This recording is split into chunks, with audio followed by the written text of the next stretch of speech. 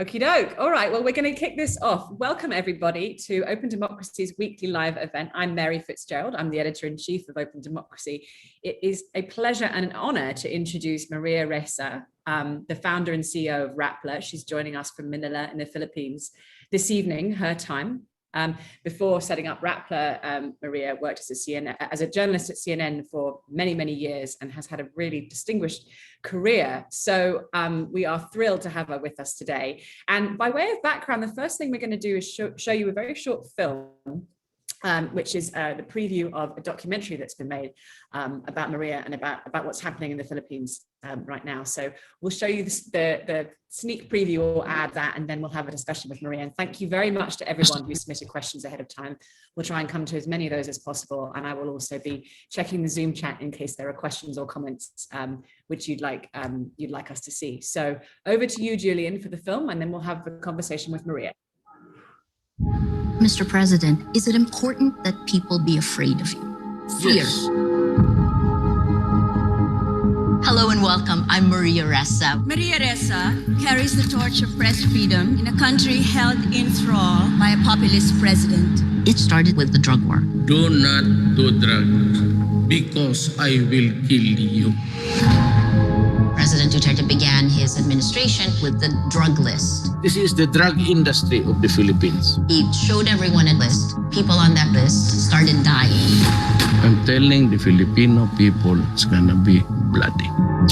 We demanded the government be held accountable. Duterte was annoyed by our reporting. You are a fake news outlet. They will be allowed to criticize us, but you go to jail for your crime. We started getting attacked on social media. The government created disinformation networks, so people have no idea what the truth is. I was getting an average of 90 hate messages per hour. We don't even know whether we can trust the police to protect us. Just because you're a journalist na ito, you're exempted from assassination. We didn't even realize how dangerous it is for you. Why are you crying? Because I'm scared for you. Maria Ressa has been arrested. The charges against Ressa were aimed at intimidating those who challenged Duterte's rule. So why should you care about what happens in the Philippines? They test the tactics of how to manipulate America in our country. If it works, they port it over to the rest of the world. Maria Ressa was one of 4 journalists named as Time Magazine's Person of the Year. Maria won't be afraid. I'm afraid for her. What we're seeing is death by 1,000 cuts. Little cuts of Philippine democracy. We will not duck. We will not hide. We will hold the line.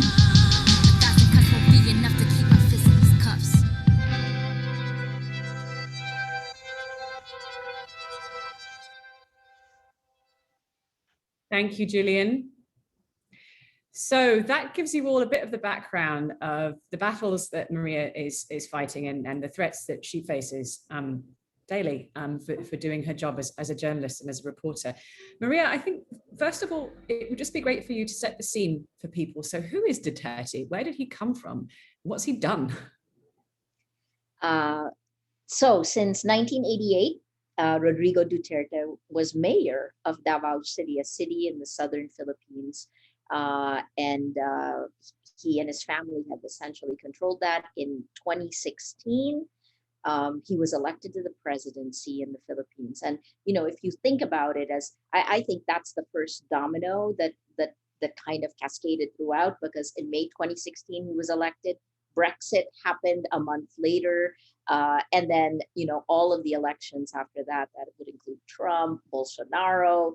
And since taking office in 2016, President Duterte took his brand of leadership, which in the film, he actually told me that it includes using violence and fear. So by July of 2016, the deaths in the drug war began. Deaths that in about 3 years' time, human rights groups said hit 27,000 in about 3 years. And then simultaneously, the attacks on social media also began. And we felt it because Rappler is a startup that we started on Facebook, actually. So, when things changed in 2016, we were among the first. We were like the canary in the coal mine, I guess, if you think about it like that. Like with when we came out with the Weaponizing the Internet series in 2016, I got clobbered. I wrote 2 of the 3-part series. I was clobbered with an average of 90 hate messages per hour. Since then, it's a long time. Watching that clip is also interesting for me because, hey, I wish it wasn't me and I wish it wasn't real, but since then, in a little less than 2 years, the Philippine government has issued 10 arrest warrants, 10 criminal charges against me, 9 against Rappler. I get 1 more for good behavior, I suppose. And we continue to do our work, to hold power to account, to stop the impunity. The killings have increased. Just in March alone, there was more killings of activists, of lawyers. It's been a few years, right? So can you tell me about some of the journalism you and Rappler have done? So what have you investigated and exposed? Why is he going after you? Why are they going after you? What are the problems you're causing for the regime? I think, it's violence. It's the killings. Exactly how many people have been killed in this drug war is the first casualty in our battle for facts. And then the second reason is because we have shown with data exactly how the government is insidiously manipulating Filipinos on social media. Why should you care about the Philippines? You saw this in the clip, right? For the 6th year in a row, in a report that came out January this year, Filipinos spend the most time on social media globally, 6 years running. And the Cambridge Analytica whistleblower, Chris Wiley, actually called us a petri dish, said that Cambridge Analytica and SCL, its parent company, tested these tactics of mass manipulation in the Philippines and countries like ours in the global south. And if they worked, they ported it over to the West, right? So the things that have happened here, and I've said this repeatedly, and I feel like both Cassandra and Sisyphus combined. I've said that what has happened, the dystopian present that we are living through in the Philippines, if you're a democracy, is coming for you if it hasn't already. Can you say a bit more about that? Because I think it's a really critical message to get across. Like what should we expect in so-called democracies? And I was very struck, we were speaking earlier today, and you talked about democracy being effectively dead in the Philippines, or on that journey. And Duterte was elected in a free and fair election, right? Is that correct? So take us through that, how that happened, and what there might be to look forward to. Yeah, definitely. I think President Duterte, like in authoritarian style leaders in other parts of the world, right? This movement towards populism that we're seeing, it was something that it's almost a shift to nostalgia, because the world had changed so much, and it was a perfect storm. The complexity of the world, citizens wanting an out of having to think it through, and then we began to see this nostalgia for strongman rulers. I think beginning around 2014, Modi's election in India. In Indonesia, I covered Joko Widodo running against the son-in-law of Suharto, who was, deposed. Well, he lost power after nearly 32 years in 1998, and yet his son-in-law almost won the presidency in 2014. So we began to see this nostalgia, and that's partly because of the way the trickle-down effect didn't trickle down. And we saw this in Western countries first, the 99% versus the 1%, right? So there was that. And then, well, let me bring you to Duterte. He promised order. He promised order. He promised simplicity. He said he would stop corruption. And he also promised to kill people like literally. He's in an interview I did with him right before he decided to run. He actually admitted he killed 3 people. When he took office, and he won. He was in a candidate of 5 presidential candidates. He won 39% of the vote. And soon after he took office, he appointed people. It was like a big shift in power. Many countries, Turkey for one, went through something like this as well. Us against them.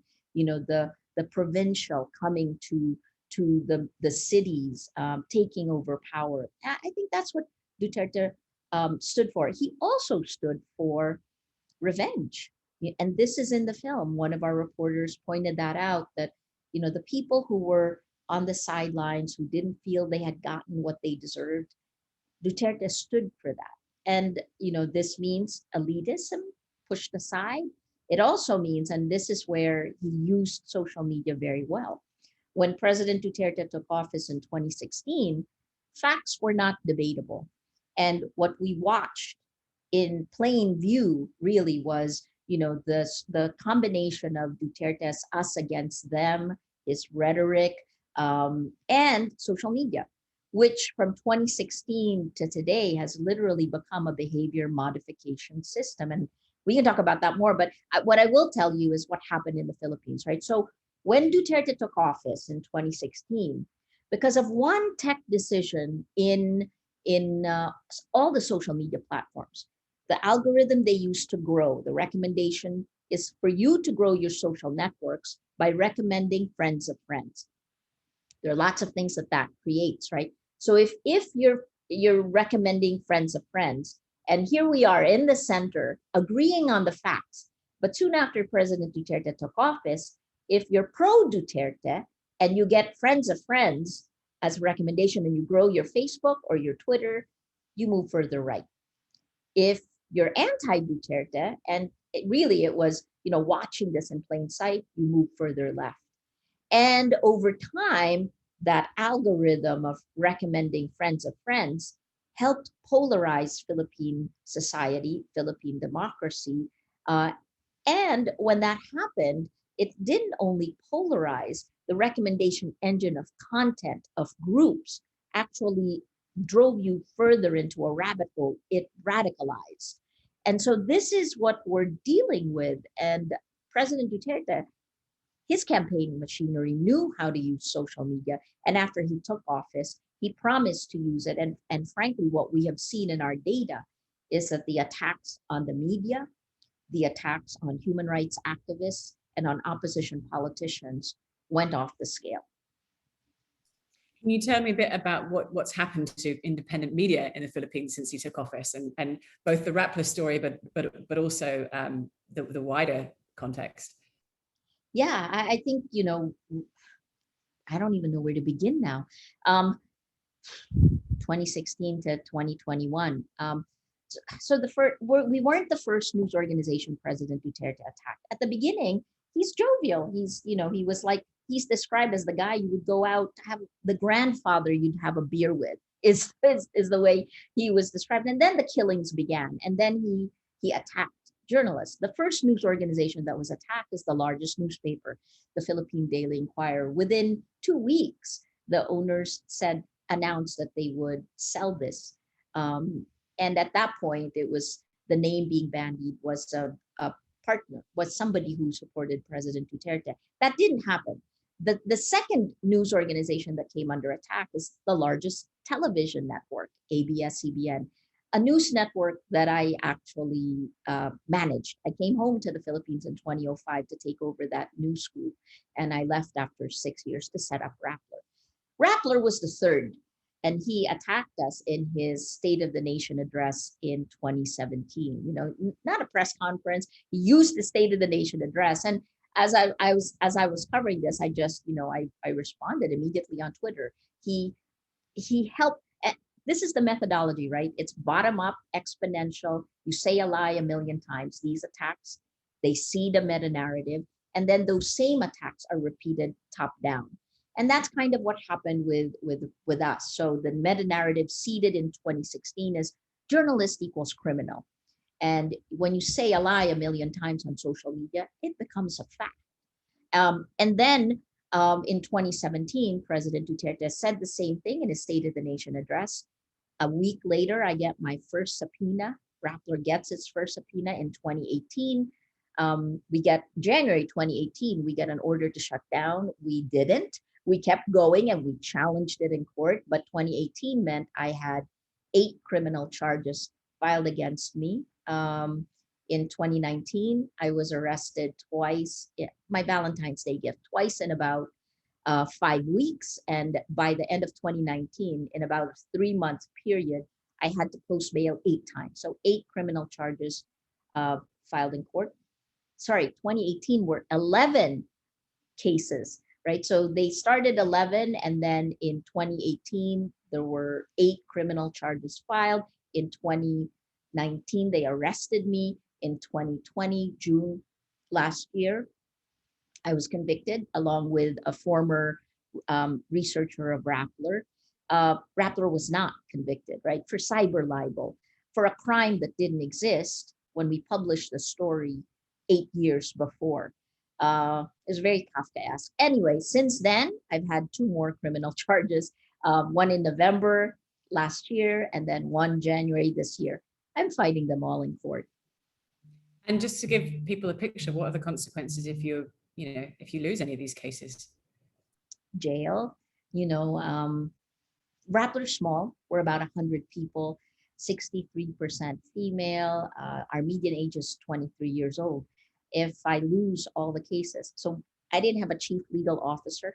And then when Amal Clooney came in and helped us, that was when we really began, I was kind of holding all the cases with the lawyers, the individual lawyers working on it. She was the one who then said, oh my gosh, here, on Christmas Eve, as a matter of fact, she sends me an email and she says, oh, by the way, all these cumulative charges could send you to jail for up to 100 years. Actually, now I think it's more than 100 years with it. Look, standing up is good because we're here. We're still doing hard-hitting reporting.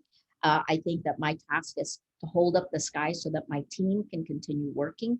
ABS-CBN, the network that the news group that I ran before, during the pandemic in May last year, the government did the exact same thing. A small regulatory agency gave them a shutdown order.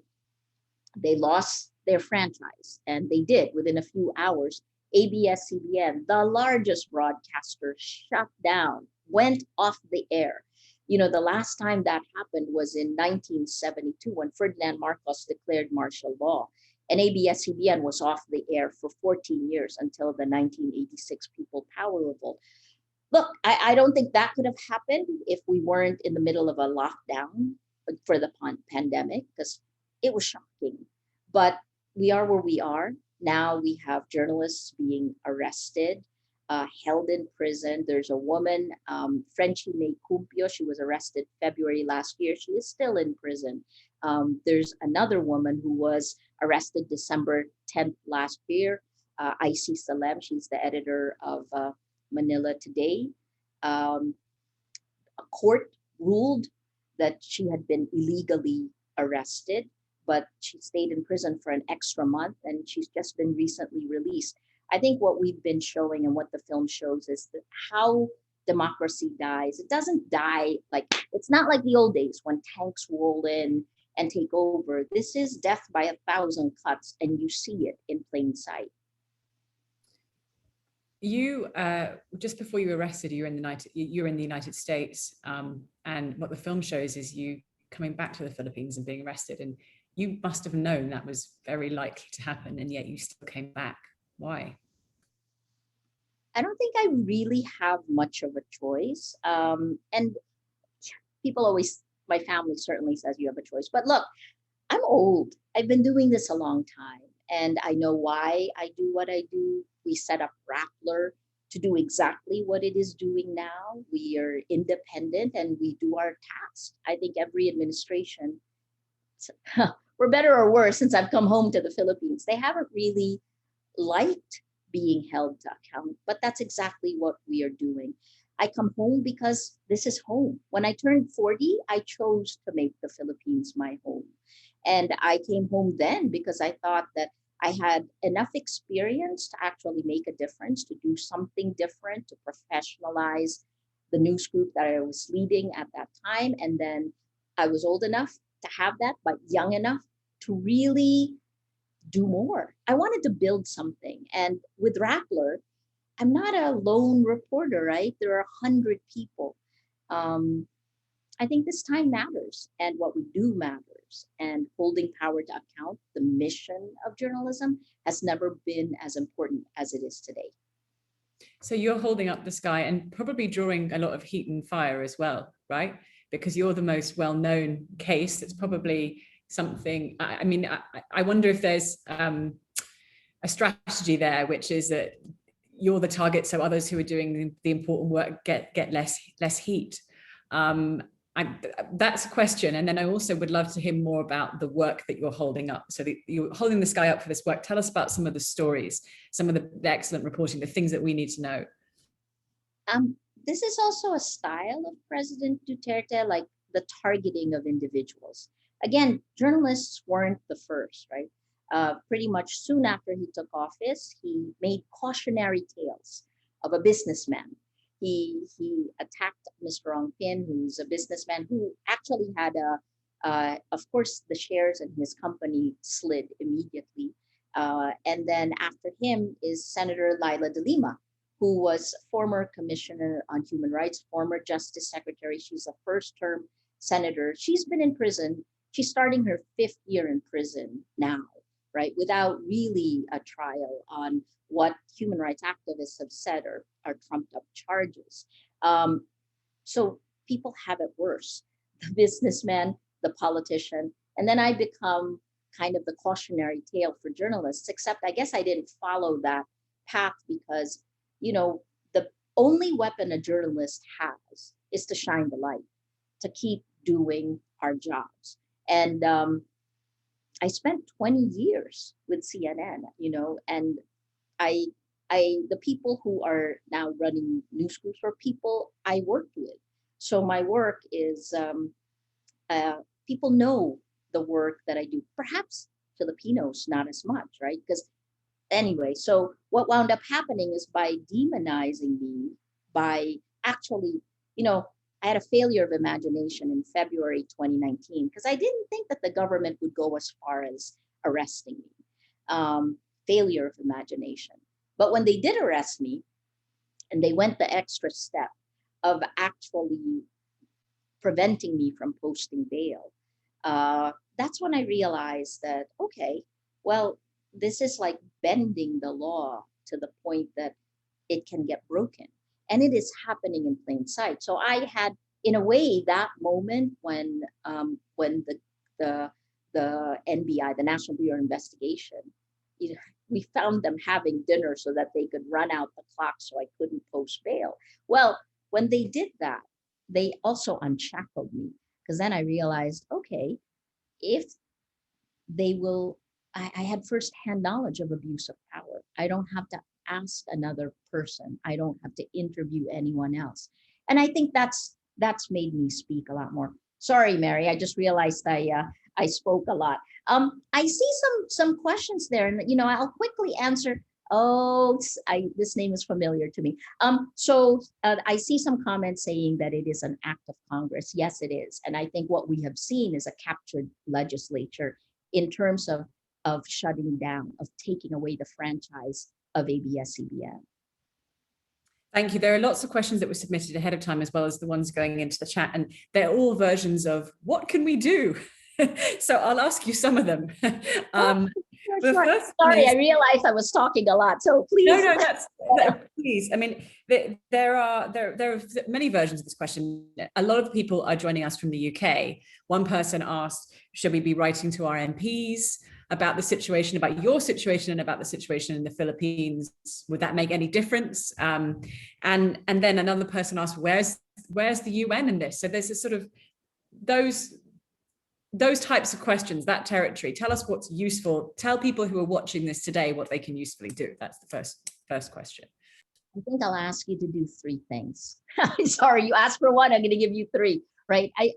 You have to ask yourself the same question that we've had to confront, which is, what are you willing to sacrifice for truth, for the truth? Because that's really what we're fighting for globally.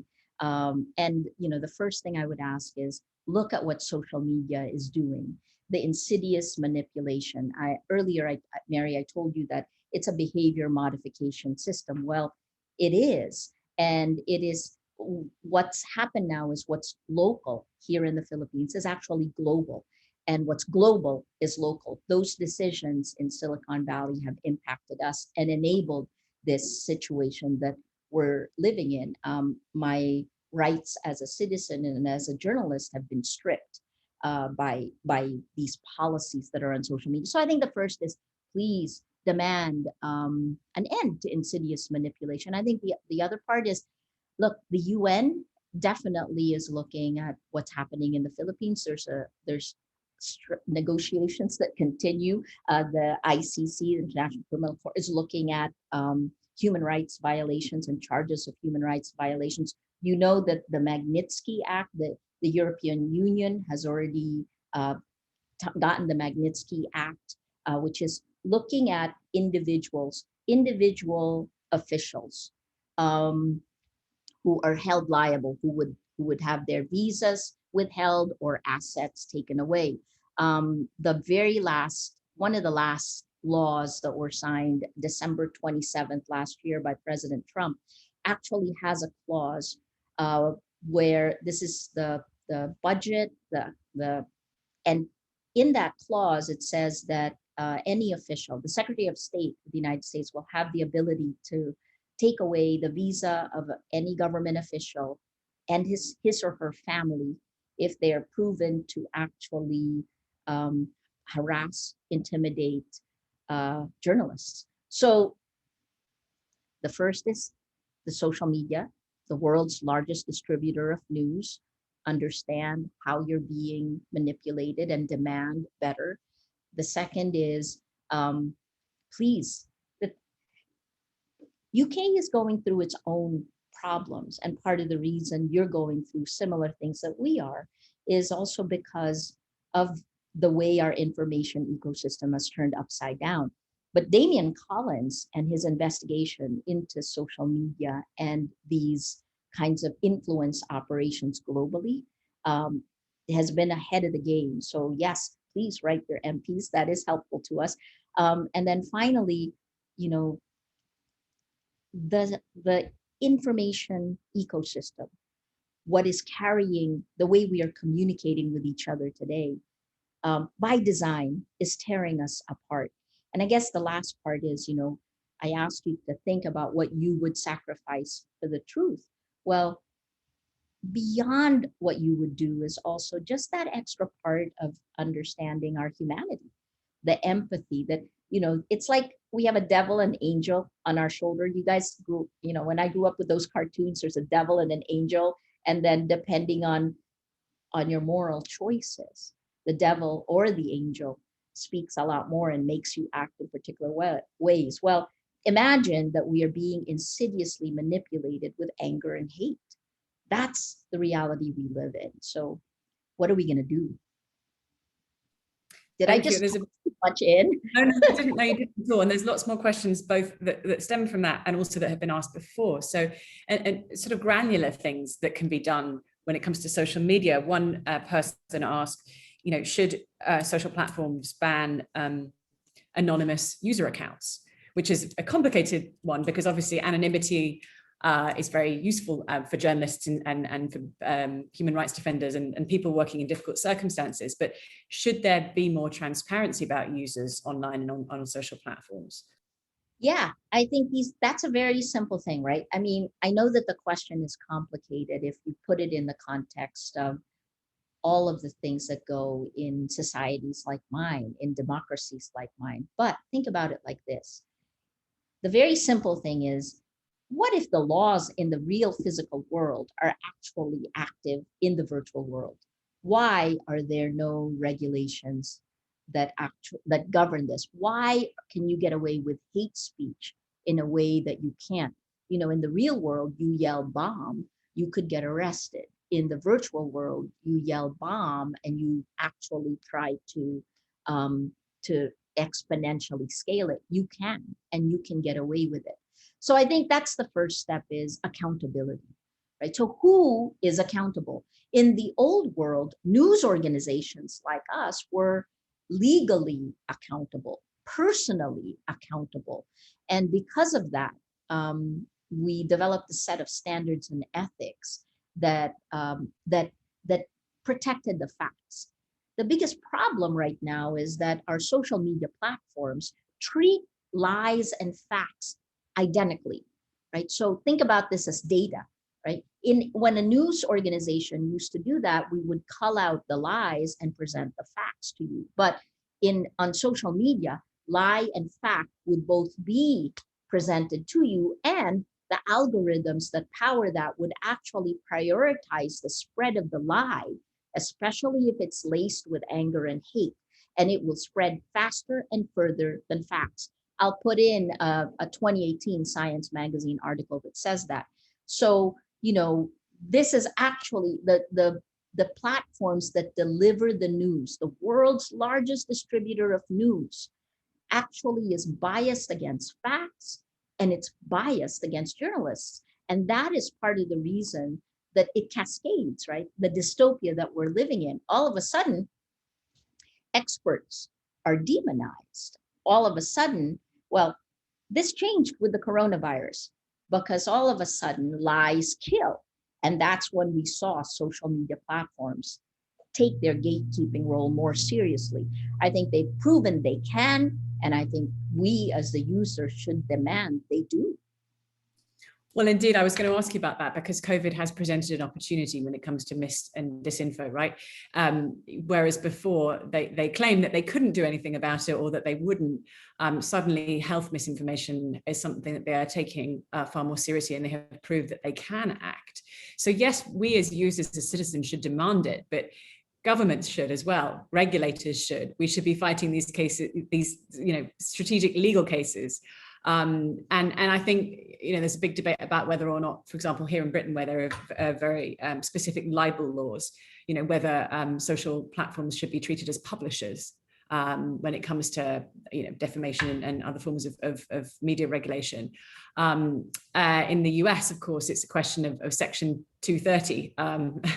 So I'd be interested to hear from you a bit about what you think are the most viable ways, now that we've had this moment, this pandemic, and platforms have proven that they can and will do things if they're induced to do so. What do you think are the most viable next steps from that perspective? I think you're seeing it happen now. You have the European Union leading the way. The drafts of there's the Digital Services Act, the Market Services Act, the UK Online Harms Bill, and then you mentioned Section 230. Last year in November 2020, we actually came up, a small group of us with the Forum on Information and Democracy, came together for a few months and began discussing, how can we systematically find a solution to this, because so much of the discussion focuses on content, which runs into a whole other things. And I don't think that's a coincidence. This is not a freedom of speech issue, but it is often portrayed that way. And when you only look at individual content, you forget that it is the design of the platform. So November last year, we came out with maybe it's about a dozen systematic ways, broad goals, and then 250 tactics of what can be implemented right now.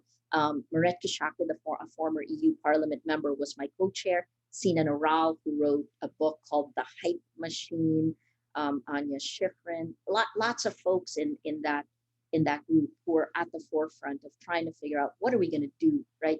But I think beyond that, strangely, I love this. There's a great quote I used to define the problems we're facing. It's by an American biologist, Harvard professor who studied ants. He said that our crisis right now is because of our Paleolithic emotions, our medieval institutions, and our godlike technology, right? So essentially are social media platforms that deliver the news, that deliver the facts. Not only are they biased against facts, but they manipulate it. They're a thinking fast way of thinking, right? So there's Daniel Kahneman won a Nobel Prize. He said human beings all around the world have two ways of thinking: thinking fast, thinking slow. Thinking slow. Journalism is a thinking slow process. Democracy is a thinking slow process. Problem solving is a thinking slow process. Social media, hate, conspiracy theories, the distribution of disinformation, the influence operations. This is a thinking fast process because they play on our Paleolithic emotions. They are designed to manipulate our emotions so we stay on the social media platform longer. To heck with the impact on our societies, right? So here's my biggest problem, and forget it, it's our biggest problem collectively. But I kind of defined it this simply several years ago. The lies pounded a million times become a fact. So if you don't have facts, then you can't have truth. If you don't have truth, you can't have trust. I don't know if you remember George Shultz, in his 100th year, like he wrote this thing that said, with trust in the room, all things are possible. Without trust, nothing is possible. So if you don't have facts, you don't have truth, you don't have trust, you can't have democracy.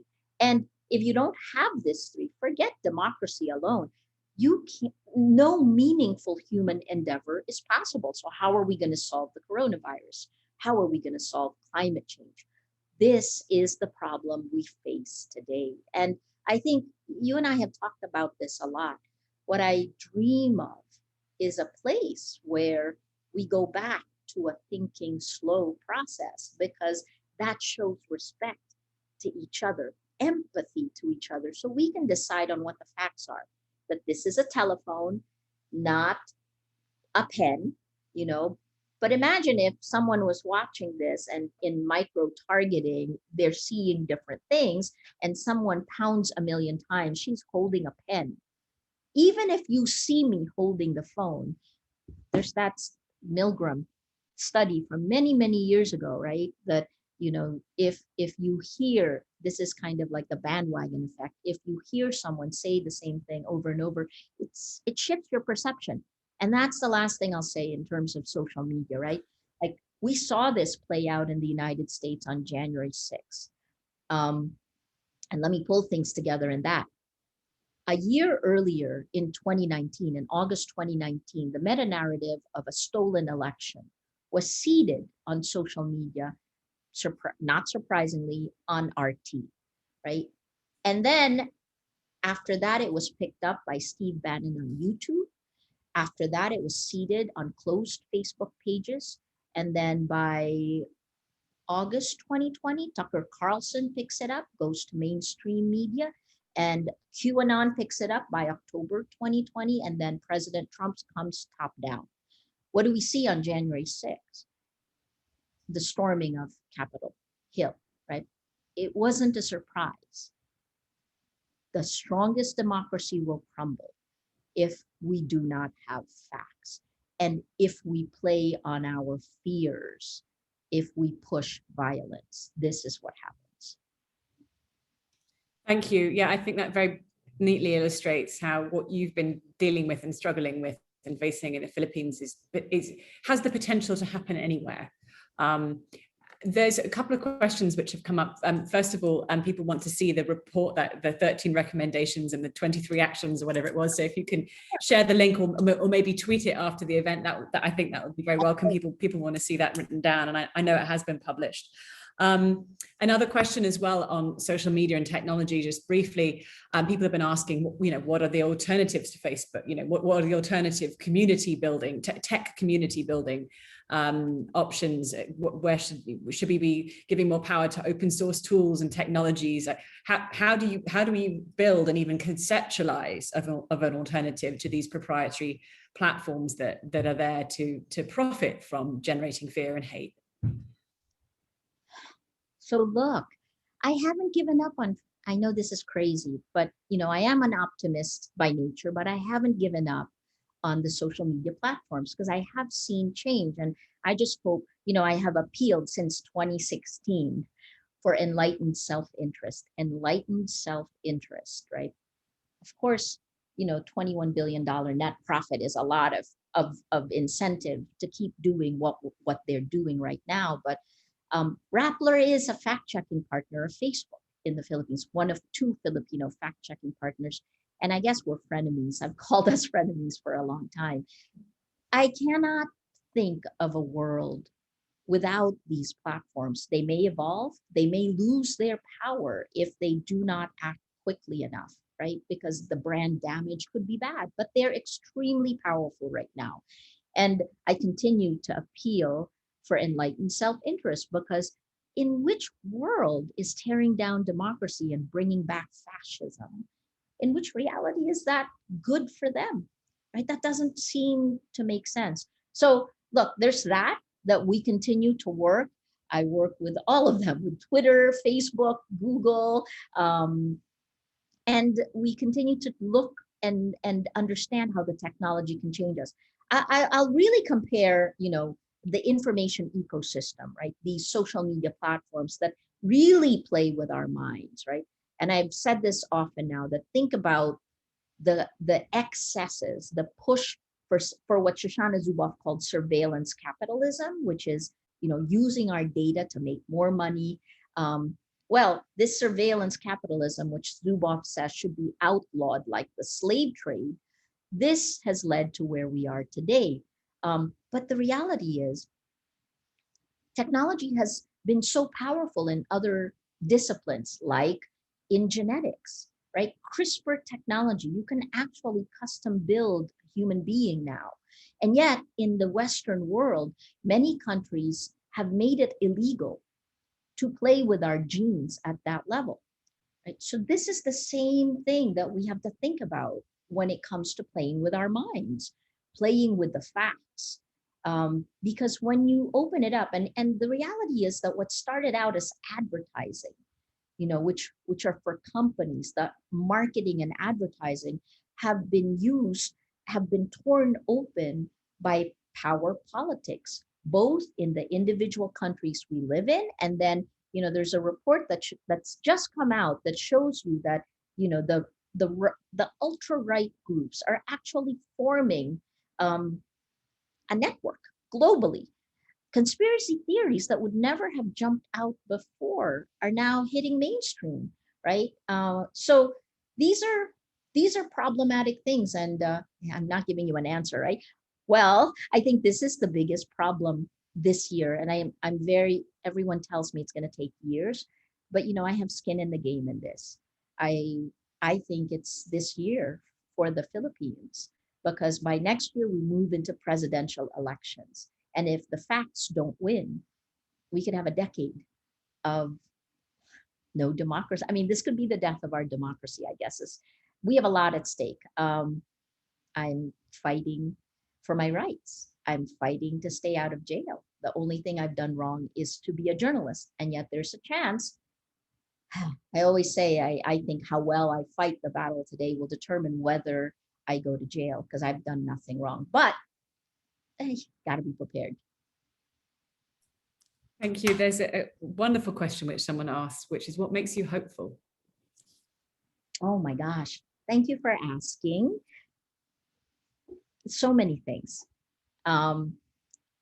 One is, much as I described all the horrible things, think about it like this. Once you get the vaccine, and the UK, you guys are so lucky because it's so fast, but once we can come back out again, right? Once we get out, we're going to step on the rubble of the world that was, because the world that was is gone. It's been destroyed. And I think the excitement for me is that right now, you and I can create the world we want. We can imagine a much better world than we're living in, one that is more equitable, one that is sustainable, right? Because we know the things that are wrong. And if we can imagine it, this is a time, this is one of those pivotal moments in history. The Dr. Fauci, the coronavirus guys will say it's a once in a century moment. We're privileged to live in this. Isn't that a crazy thing to say? But the fact that I am a target of attacks online means that I see the first step of when the tenor changes. So what can be seen as a curse is also a blessing if you're studying the attacks, which I am. So I guess this is a time to hold power to account, but at the same time, it's a time of creation. We're living in creative destruction. And it isn't just, that phrase creative destruction was about the financial sector. This is about our world. This is about the kind of world you want your kids to live in. Gosh, this is about the kind of world the next 5 years is going to be. That's exciting. It's part of what we can do. It's in our hands. And that's the reason I keep coming back, because, I'm really, it's a privilege. Thank you, Maria. It's been an honor and a privilege speaking to you. Thank you so much for taking the time out of your evening and for responding to questions and for all the work you do. It's been an absolute delight. Thank you so much. Thank you to everyone who asked questions and participated.